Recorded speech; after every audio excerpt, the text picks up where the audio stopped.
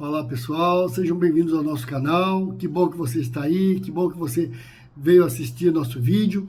E esse canal, como você sabe, dá muitas orientações sobre mecânica, sobre equipamentos, e acredito que seja útil para você sempre dar uma visita, conhecer os vídeos já postados. E hoje eu vou postar um vídeo sobre lubrificação.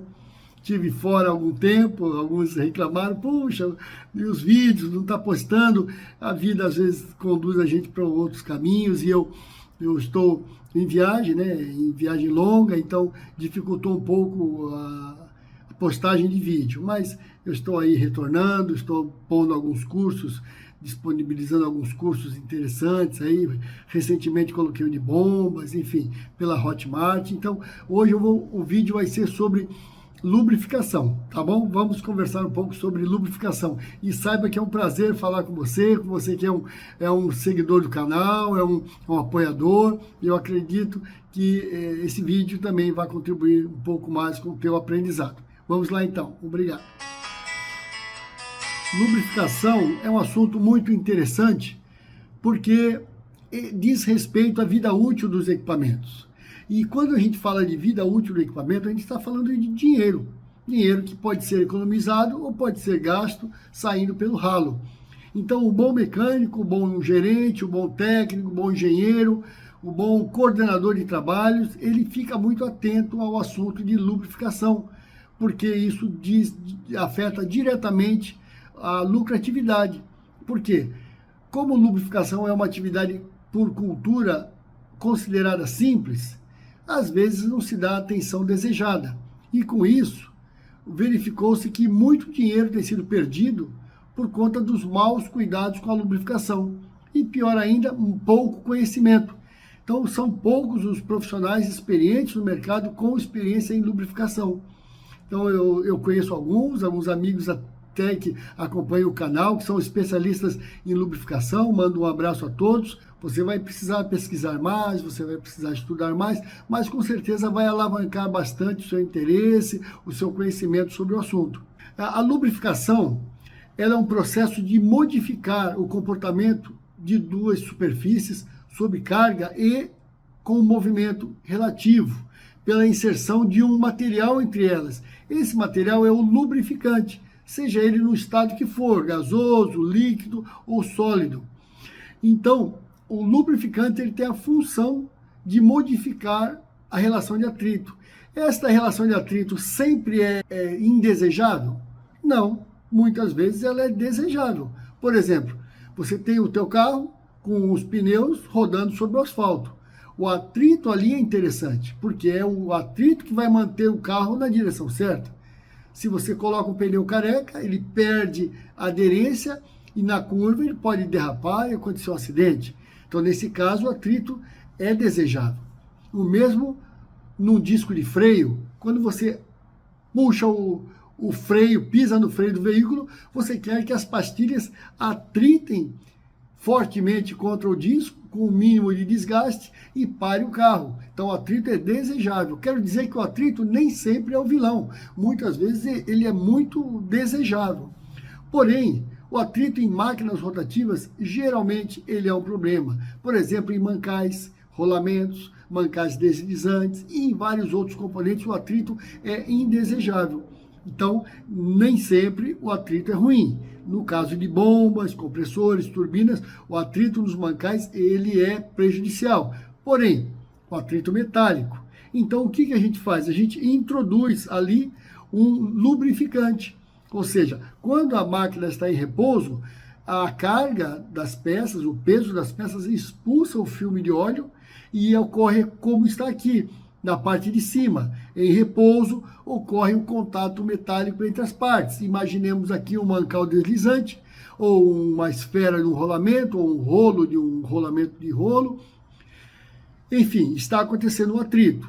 Porém, quando a máquina começa a girar, o que mais a gente quer é que rapidamente esse atrito metálico desapareça e surja então o atrito de um fluido, ou seja, tem um óleo, uma graxa, um lubrificante entre as duas partes, e com isso mantém uma distância entre elas e faz então a separação das duas superfícies em um movimento pela ação de um fluido lubrificante entre as partes. Então a lubrificação é isso, ela modifica a relação de contato entre as peças. Ela deixa de ser diretamente metal-metal para ser um outro tipo. Pode ser limite, pode ser totalmente afastada, mista, depende. Mas o fato é que você insere um lubrificante para fazer algumas coisas, entre elas a separação entre as faces. Mas não esqueça, o lubrificante tem muitas funções. Refrigeração, proteção e outras que a gente vai ver agora, ok? Então, as funções da lubrificação, né? A primeira e mais conhecida é a redução do atrito, ok? Ele reduz o atrito, mas também a lubrificação faz vedação num motor onde você injeta a graxa, ao sair pelo eixo e pela folga entre o eixo e a vedação, faz uma selagem. E a poeira que quer entrar para contaminar o rolamento e a graxa lá dentro, não consegue, fica retido ali fora. Então, também faz vedação. Também faz proteção anticorrosiva. Um equipamento que está ali com risco de corroer, de criar aquela ferrugem, o lubrificante protege. Ele faz também a limpeza, porque no motor a explosão, por exemplo, ocorre a explosão, queima do combustível, o resíduo de carbono fica nas paredes. Então o óleo vem e remove, e ajuda a remover, tanto para expulsar, para sair pelo escapamento, tanto quanto para lavar a parte de baixo, onde passou pela vedação, e aí então você quer que a camisa fique limpa. Porém, esse óleo vai colher essa sujeira, razão pela qual o óleo do carro, com o tempo, ele fica preto, porque aquele carbono da queima do combustível acaba se acumulando no óleo, e então necessita de um sistema de lubrificação, sistema de limpeza, o filtro e a troca periódica, ok? E também, em alguns casos, a transmissão de força. Você injeta óleo em um pistão para fazer ele pressurizar, uma prensa, por exemplo. O óleo tem essa função, transmissão de força. As características dos lubrificantes, né? A viscosidade. O índice de viscosidade é muito famoso, porque o óleo mais fino, o óleo para uma aplicação mais leve, o óleo mais pesado, mais denso, mais viscoso. Então, a densidade, a viscosidade são características bem conhecidas aí dos lubrificantes.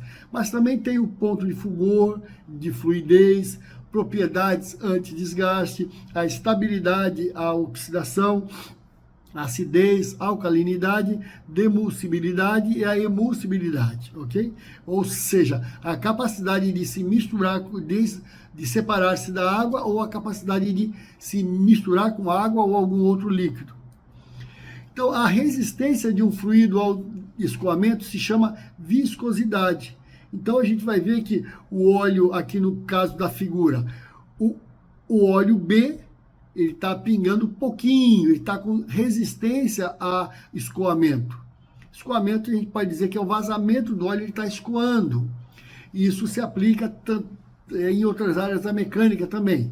Mas então, a 25 graus está dizendo que o óleo B está pingando pouquinho e o óleo A está pingando mais que o dobro, ou seja, o óleo B é mais viscoso que o óleo A. É uma ideia simples para mostrar a simplicidade que é isso.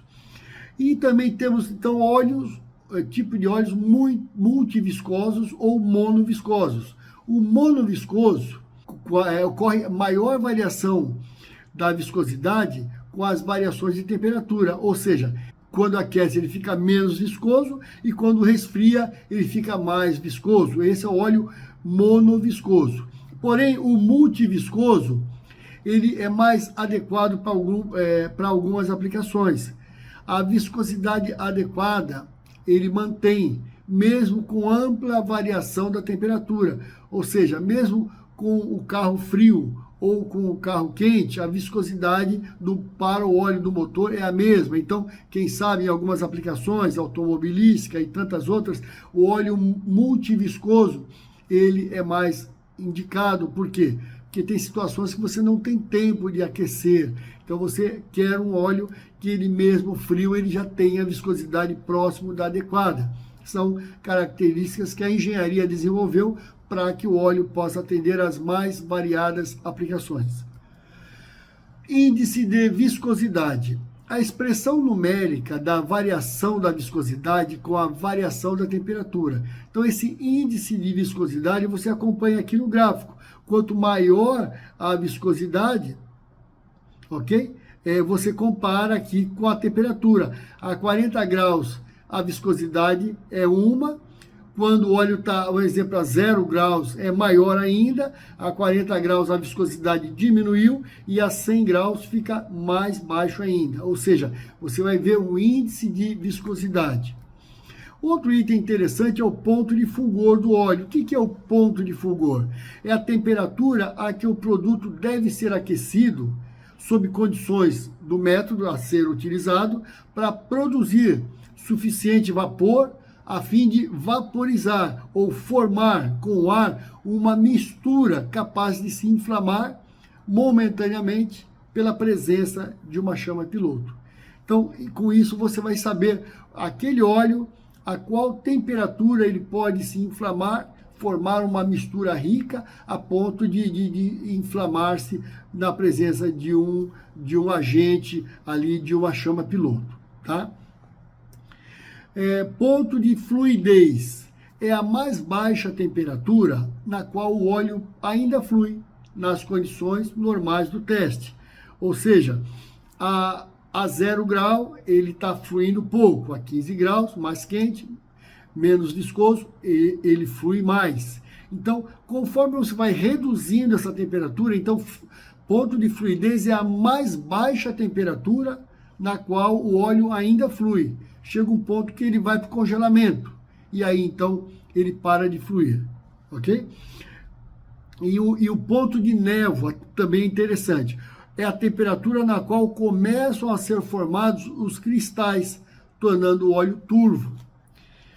Muito bem. E uma propriedade também muito importante é a propriedade antidesgaste. Por quê? A gente quer pôr o óleo numa máquina para que ele faça muitas funções. E entre elas, a que mais vem à nossa cabeça é a capacidade de ser antidesgaste. Ou seja, mesmo sob pressão extrema, ele manter o filme de líquido, separando as partes e evitando o atrito metálico, o contato metálico entre as superfícies, especialmente quando as pressões são extremamente elevadas. Então aí tem o óleo de extrema pressão, os óleos EPs, ok? E a norma regulamenta isso, a STM D2783. A demulsibilidade é a capacidade do óleo de se separar da água. Vamos lá, uma aplicação muito comum para essa característica. Óleo tipo turbina, usados em turbina a vapor. Por quê? A caixa de mancal fica ali do lado da caixa de selagem de vapor. Quando o óleo recebe vapores que vazam pelos labirintos e entram na caixa de mancal, o vapor encontra um ambiente mais frio.